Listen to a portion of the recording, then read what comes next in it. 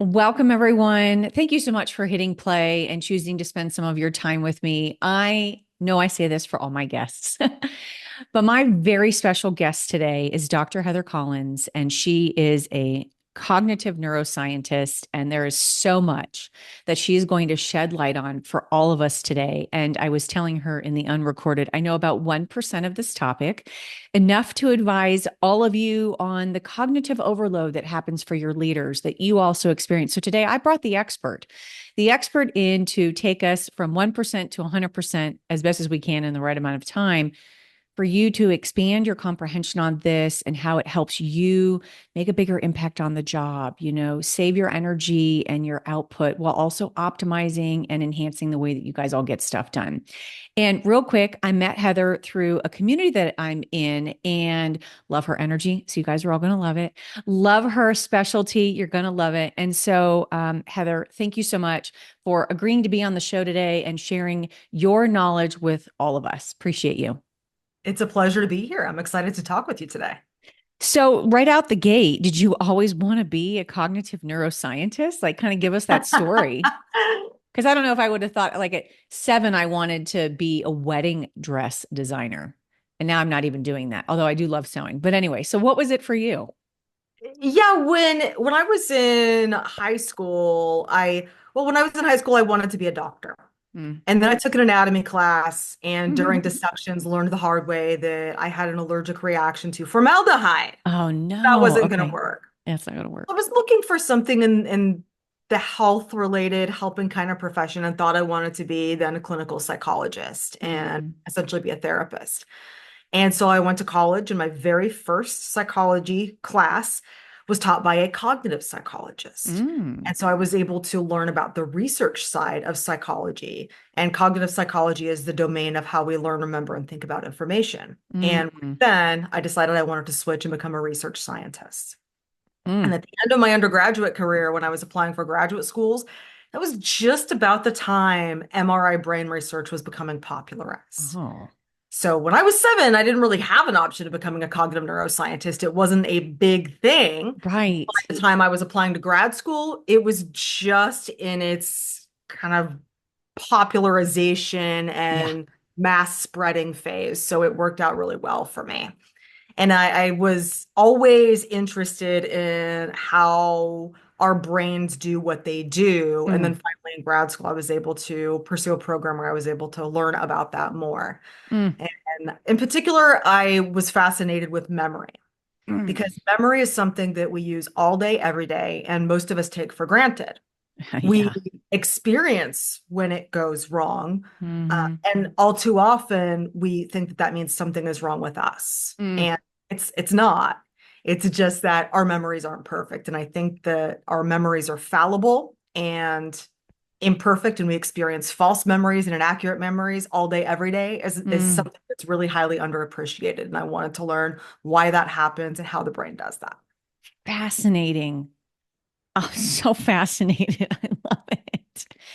I actually was having a conversation with my 15-year-old, and I don't know how we got to this. And I said, my biggest thing that scares me the most over a plane crash, knocking on wood, is not being able to use my memory and or not being able to have my brain compute information to contribute to society in a great way. And, even when I say it now, I like get really uncomfortable because to your great point, it's sort of, I think the word you use, like maybe overlooked or not given enough attention, just the way that our memory is computing, right? Like a computer, and how we're using, leveraging that. And also how it's not serving us, which we could probably have a whole conversation on that, but we may dip into it just for a hot second. So that's fascinating. What was I mean, guess educate me from a place of not knowing. When you were getting your PhD, what were the classes that you took, or what was your favorite class and why that feeds to this work? I have a lot of classes that were interesting, but actually the big impact for me was when I was an undergraduate. I was Okay. at the last 2 years of my undergraduate program, I was taking graduate classes. and I was doing my own independent research as an honor student in a lab. And my Mm-hmm. mentor when I was an undergraduate was Elizabeth Loftus.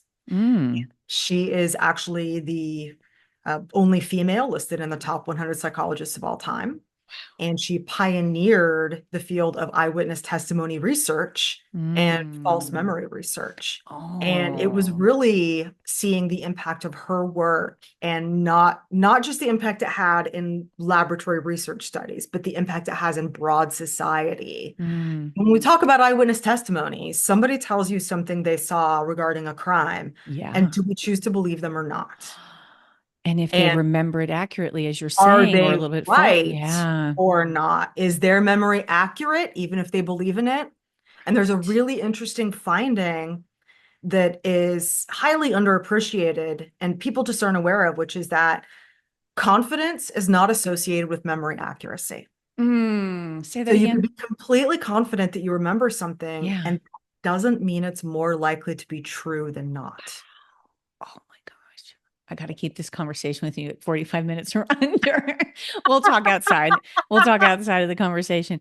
Fascinated, just fascinated. And I immediately had my imagination ignited when you sort of talked about the pioneering work of eyewitnesses. I thought of a jury, or I thought of a witness for a particular case, and you have to essentially take their word for it, hoping that the memory that they're sharing is spot on, essentially for the sake of how it contributes to the case.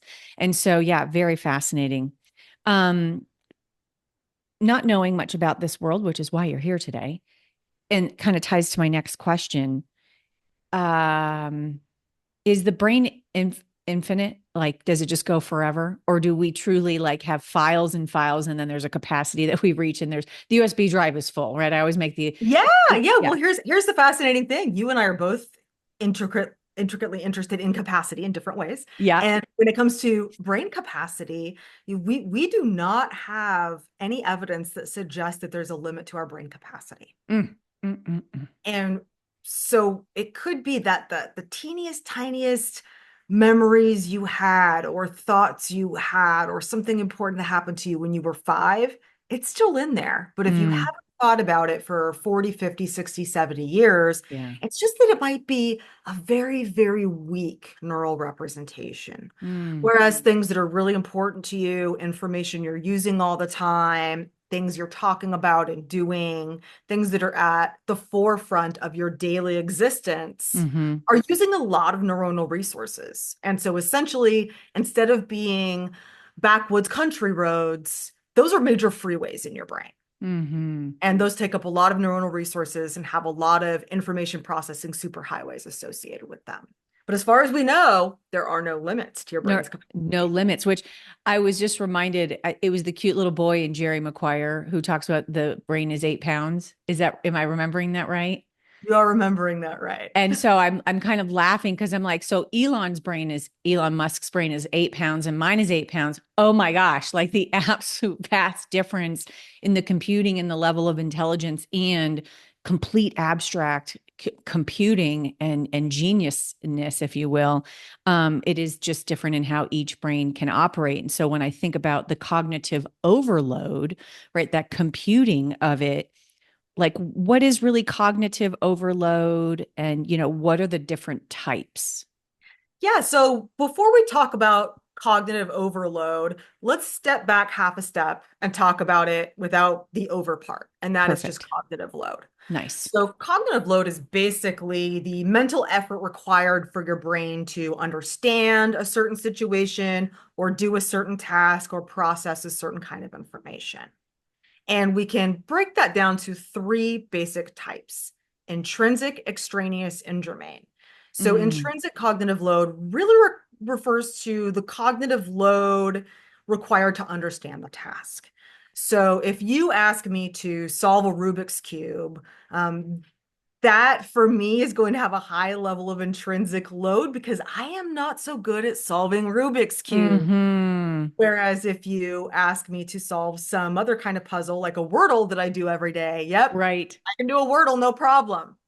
So it just depends on what kind of a task it is. And so some tasks are going to have really just require a greater amount of intrinsic cognitive load, and some are going to require less. You can almost sort of think of intrinsic cognitive load as how much gas you have to put in the tank to get the job done. Mm-hmm. And then we have extraneous cognitive load. And extraneous cognitive load are all of these other outside factors that might not be directly related to the task itself, but how the task is presented, what kind of instructions you're given. Mm. Is it a really complex, large kind of task? Are there Mm. distractions involved?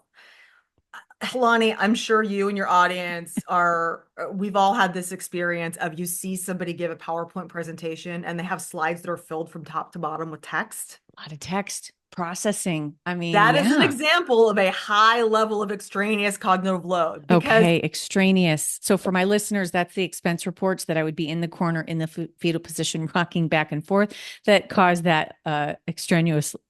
Am I saying that right? Extraneous? extraneous. Extraneous. Thank you. There you go. Yeah. That's it. Okay, Yeah. good. Yeah. Yeah. Anything that causes you to be in a corner of fetal position, we don't want that kind of cognitive Which, load. by the way, for my listeners, that's not your entire job. It's only facets of your job, but keep going, please. Then we have germane cognitive load. How do you spell that? Germane, Yeah. Germane. Okay. And that one's really interesting because when we talk about cognitive load, the basic idea is that there's something happening in the outside world, some kind of task we have to get done, some kind of goal. And in order to do that, we need to integrate the information we see on the outside with what we already know inside of our brains. And so germane Interesting. cognitive load is just basically how we integrate those outside factors involved in the task with what we already know and our brains already know. I bet that And pivots to bias. No, not the tangent here on it, but well, just it could. It it could. could. Okay. Absolutely. Yeah. Okay.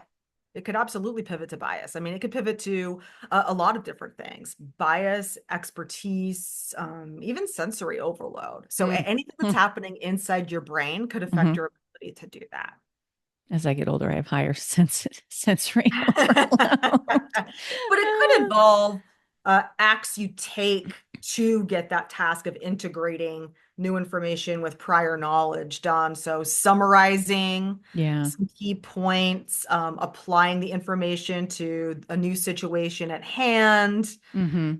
monitoring what's happening and providing updates. Mm-hmm. So it really just involves you being able to merge old with new, so to speak.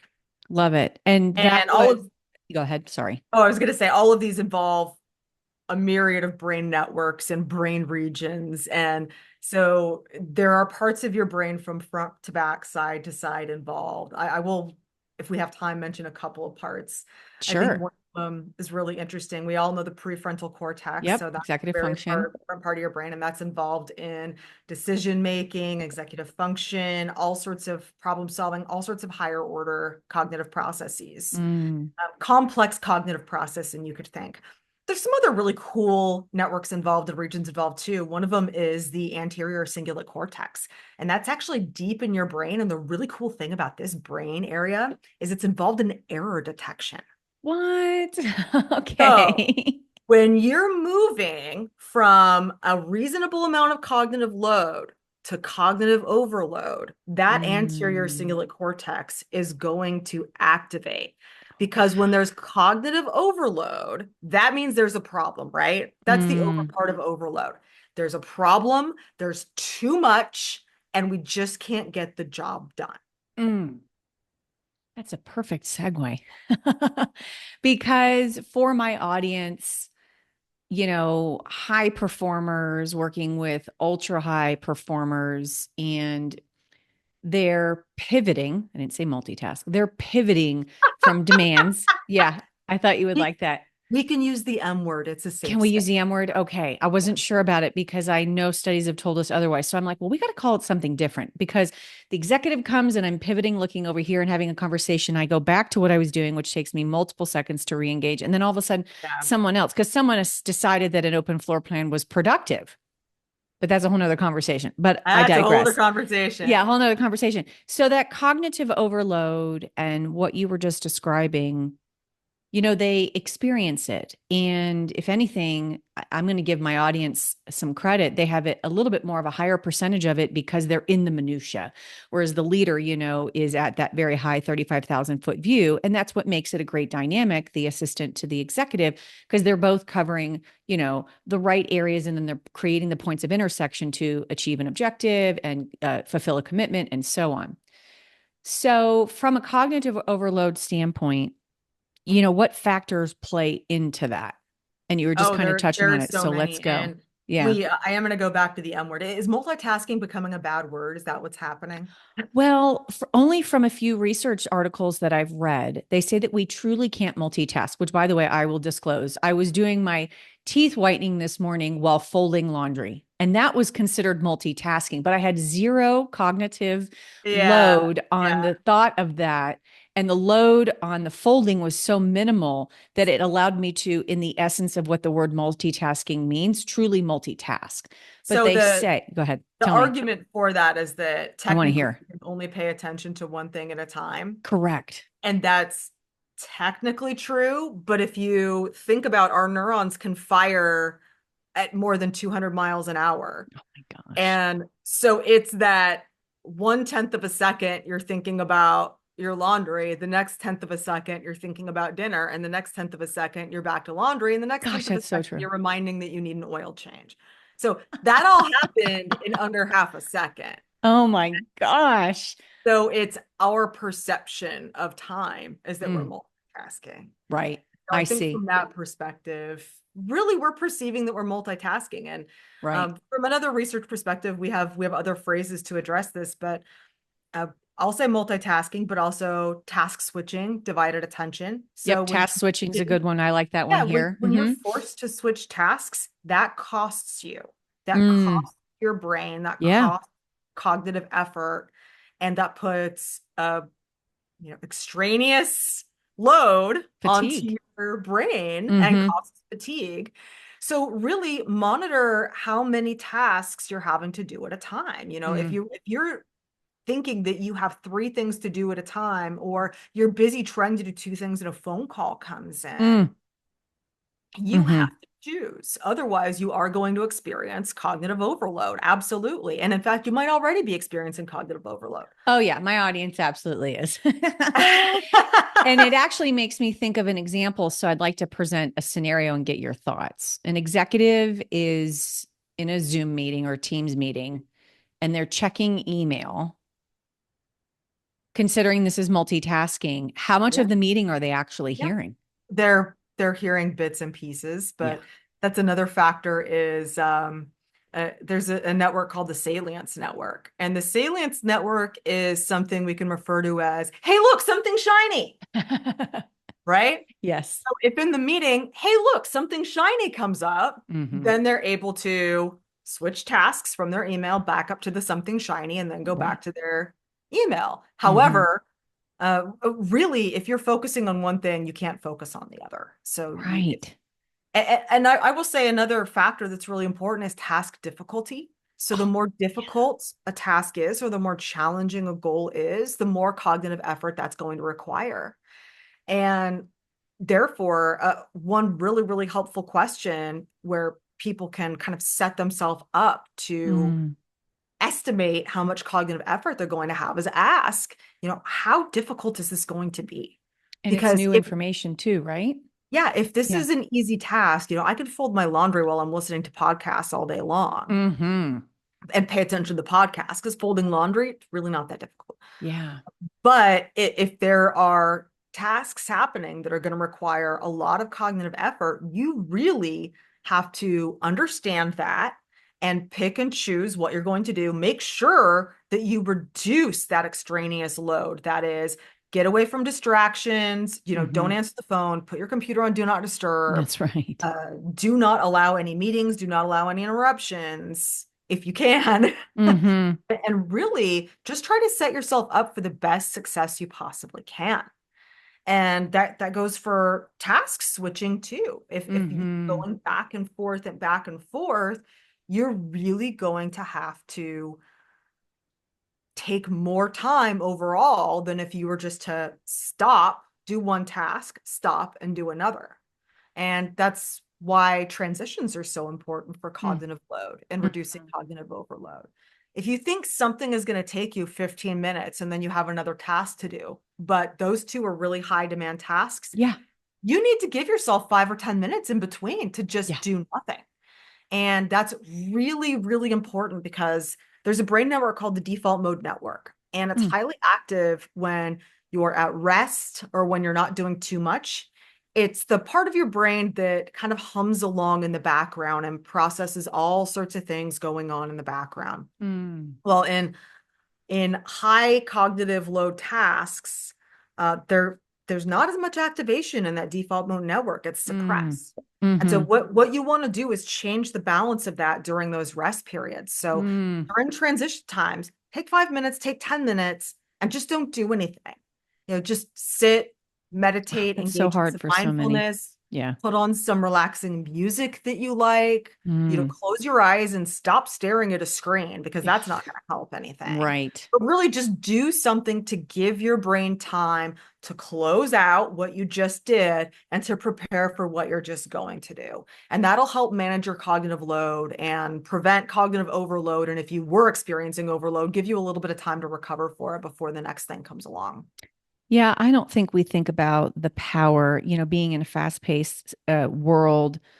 And I've been doing a ton of research on, why and when it was the 1970s, based on the most recent study that I read of when we became sort of the abundance of work in our style compared to other countries. And I love the directive you just gave with, music and resetting. A lot of leaders physically, nervous system wise, cannot embrace that, because if I'm not going hard, if I'm not committed every minute, the cultures of back to back meetings, I'm like, okay, we need to talk about how that is not productive. That's terrible for so many reasons. So many And reasons. these leaders, Milani, these leaders who have this mindset, these are the people who end up dying from heart attack, stroke, and cancer. Isn't that terrible?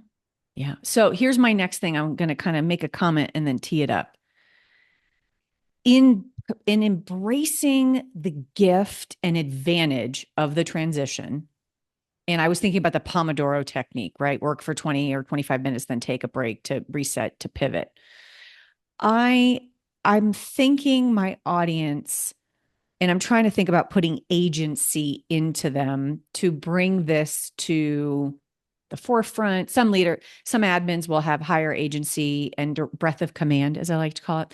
They'll have a breadth of command with their leader already and kind of like make this recommendation. How does one, it's going to be a instruction for them to start being more aware of this and have some action, which we don't know what the action is yet. We'll talk about that, kind of tied to this long explanation and question I'm about to ask. How does someone hit reset? And it's not overnight.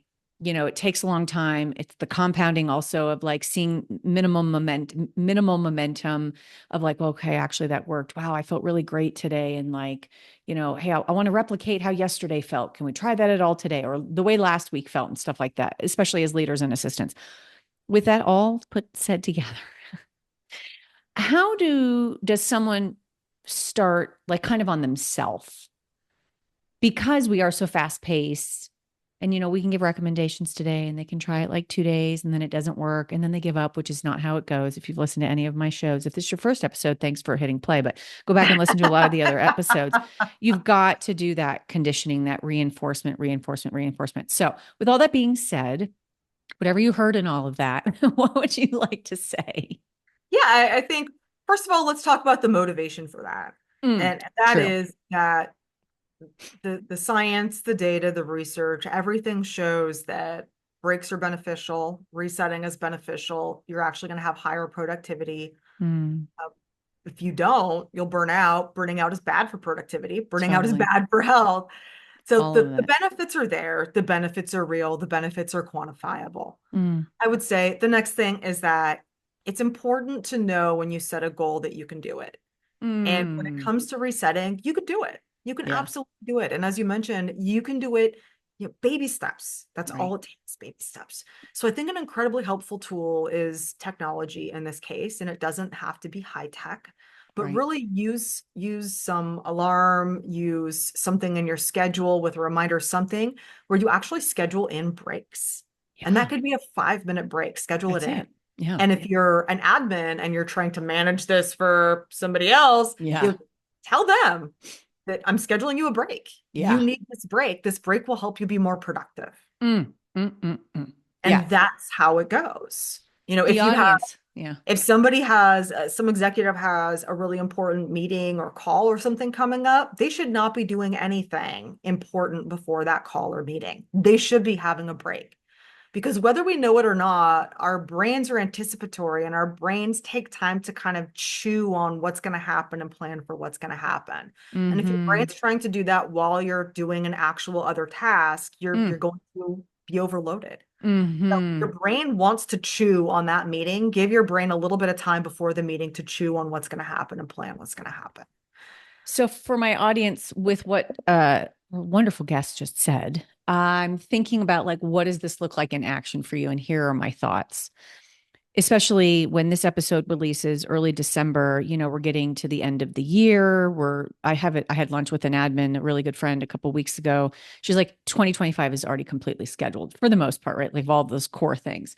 So if we know in January we're going to be quote auditing 2024, what did we like? What did we not like? One of the great actions of you building agency with having influence over your executive is the following recommendation: finding a month that was insane, picking 1 week from that month, printing it out and saying, what did this week feel like? I remember what it felt like. Here's what I remember. Here was another week. Yeah, you traveled to Europe for 2 weeks with the family. You came back and half of the office was gone. Like, what did that week feel like? And really creating the contrast between heavy load, right? And sustainable load. And then giving that perspective of the heavy contrast and then saying, do we want a blend of harmony of this? Do we want to sustain both of this? Do we like the ups and downs? Like, what do we want? What do you want? I want for you, dear leader, to think more about once a week, let's make a commitment to having 5 10-minute breaks that I actually schedule on the calendar that you commit to. That's easy for them. That's not going to be like she's totally changing the way that I work. She's blowing up my current, habits and style. That's what I'm hearing as a recommendation from what Heather is sharing with us. Yeah. Any thoughts to add to that? Oh yeah, and those 5 and 10 minute breaks, one thing we haven't talked about yet related to cognitive overload is emotion Oh, and yeah. stress. Let's talk about that. Yeah. Let's go And there. when you're back to back to back to back with really intense activities, Mm-hmm. meetings, events, Yeah. things to do, Mm, you're going to increase your stress. And when your stress is increased, your body produces more cortisol, which is a stress hormone. And that stress hormone actually impairs your cognitive processing. So mm, stress literally prevents your brain mm. from engaging in complex cognitive processing. Where's my perimenopausal lady listeners and that cortisol? And the same thing with emotional states too. Yeah. If you're engaging in really high cognitive load tasks, or Mm, if you've been overloaded already, mm, then that means you've been in a really intense focus. And that means that there's a good chance that your emotional state is a little bit more fragile than it would be otherwise. oh, I like how you put that. And Fragile. if Yeah. you find that you're feeling a little bit emotionally fragile, or you're feeling like you might be quick to anger, that's Mm, another reason why those 5 or 10 minute breaks are so important, because it mm, just gives your brain time to rebalance your mm. networks so that you're ready to take on the next task. And also, if you're dealing with executives who really uh, have difficulty managing their own emotional states, giving them a 5 or 10 minute Mm, break. mm, mm, I'm not going to mm. call it a timeout, but you can if you Yeah. want You to. got whatever you want. Yeah. Giving them a 5 or 10 minute break is going to benefit everybody else involved, because it really doesn't take long for your brain networks to reset, but Mm, every little bit helps, and every little bit prevents cognitive overload.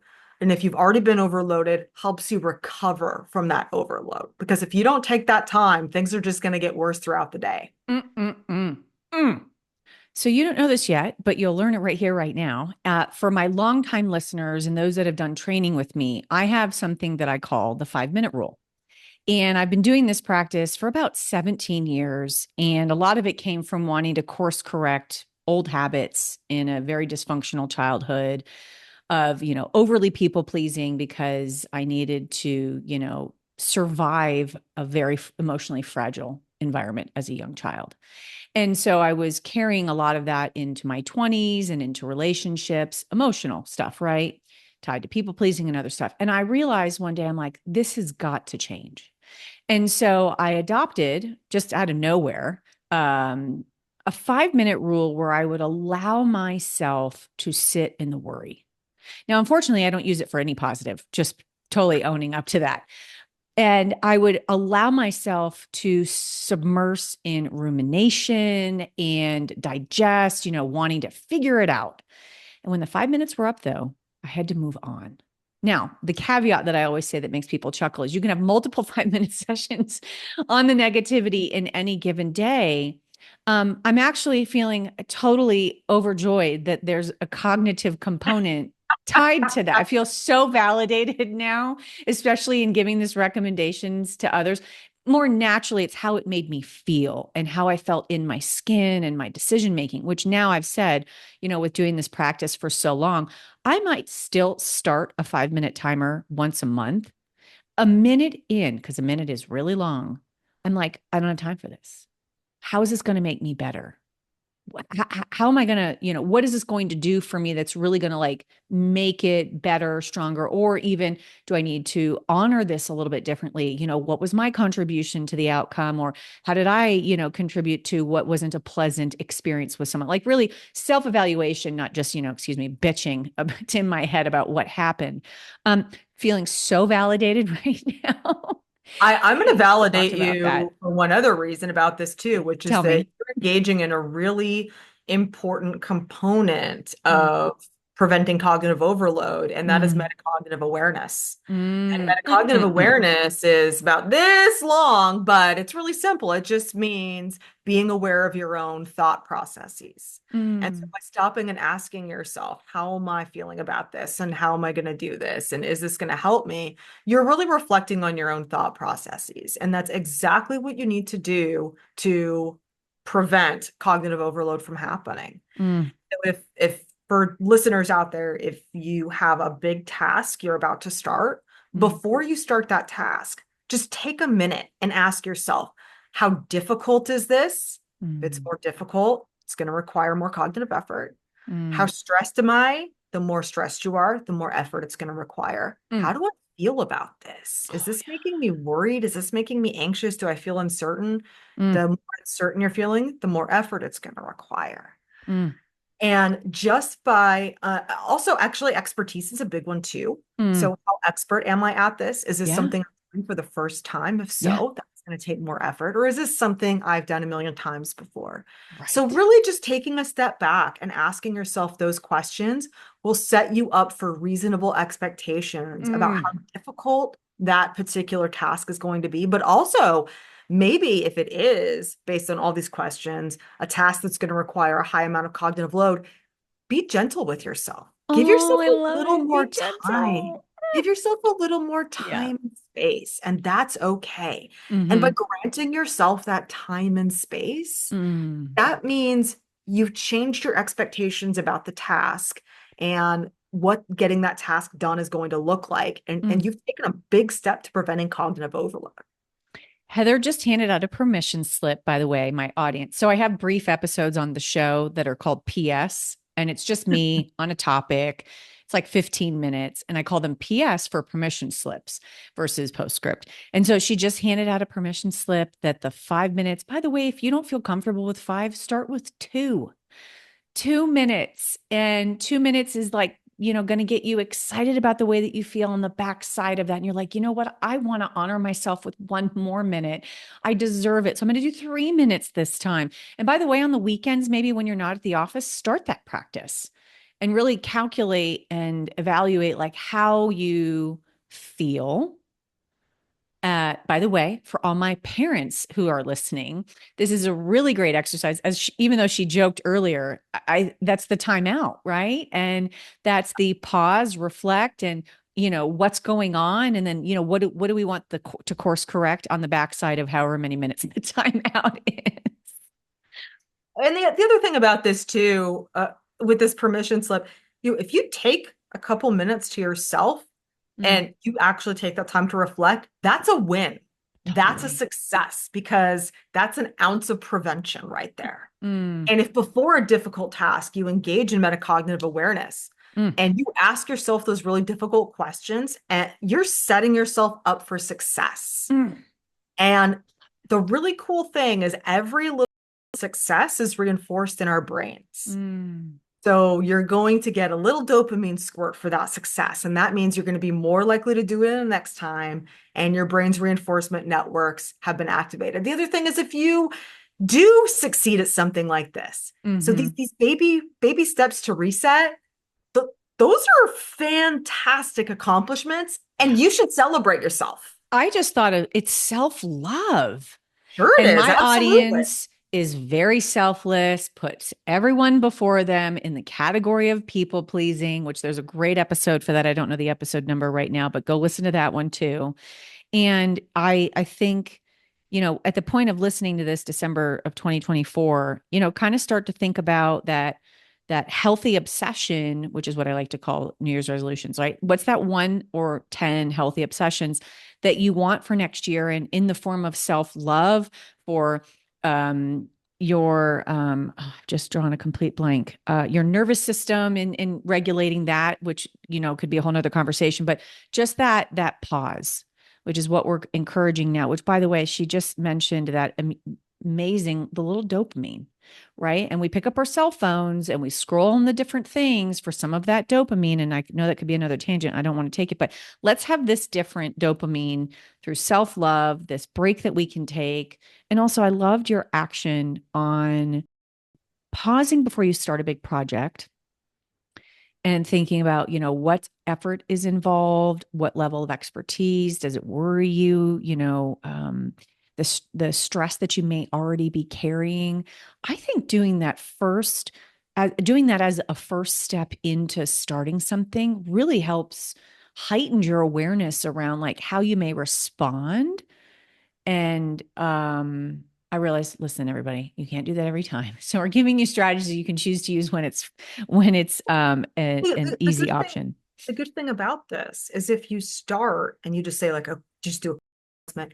How difficult is this? Hmm. Who's involved? What makes this task difficult versus easy?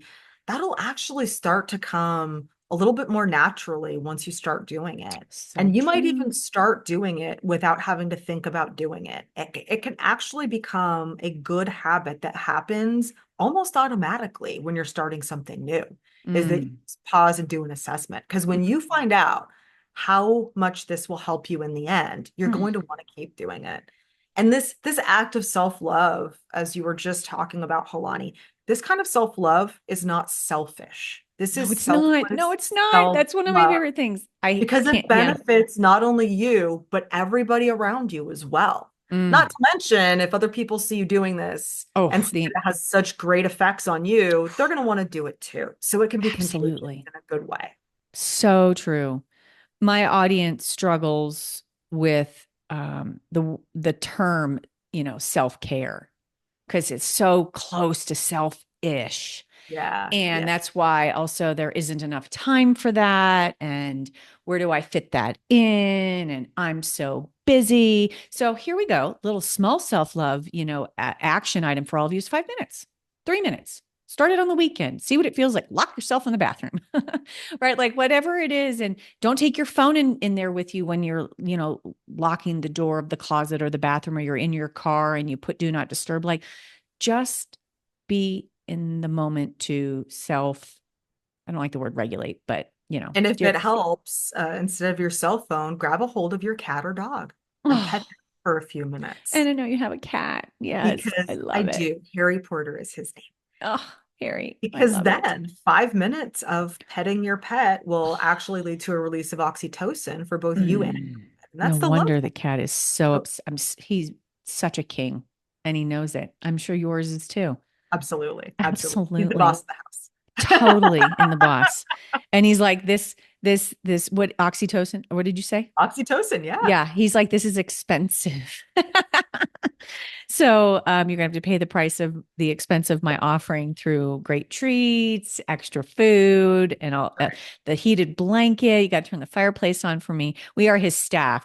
It's funny. We've got a friend across the street who will watch him when we're gone, and I was tempted to write a note to her and say, "Thank you for taking care of me while my staff is out of town."